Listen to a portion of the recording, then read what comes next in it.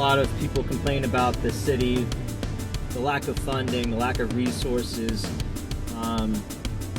One other big issue is it's like, I don't know how much, but a huge chunk of the land, the taxable land in this city is occupied by government buildings, which means that they can't tax.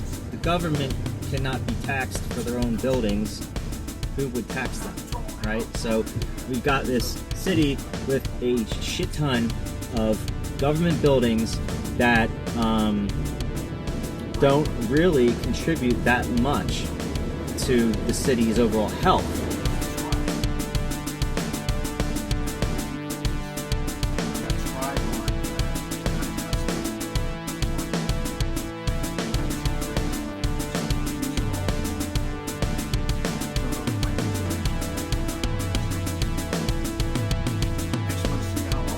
Now, a lot of people would argue and say, well, there's all those workers that come out of the, out from outside the city into the city to work, and they bring their money in and they help, spur business in the area.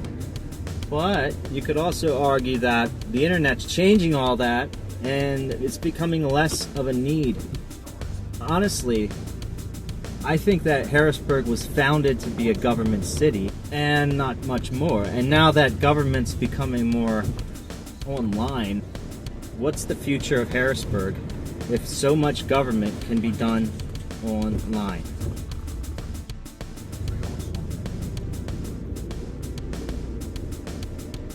So, a lot of people complain about the city and the funding, the lack of funding. But you come to find out that a lot of these buildings are owned by people that don't even live here. They're owned by some landlord that lives off in Timbuktu and basically lords a slum.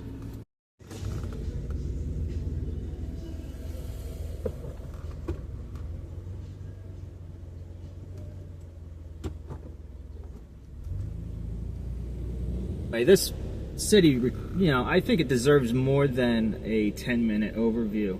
There's a lot more going on here than a 10-minute video is going to explain to the audience. They're not going to understand the full breadth of what Harrisburg is. If you gotta call a place a ghetto, you should probably be careful. Just my advice.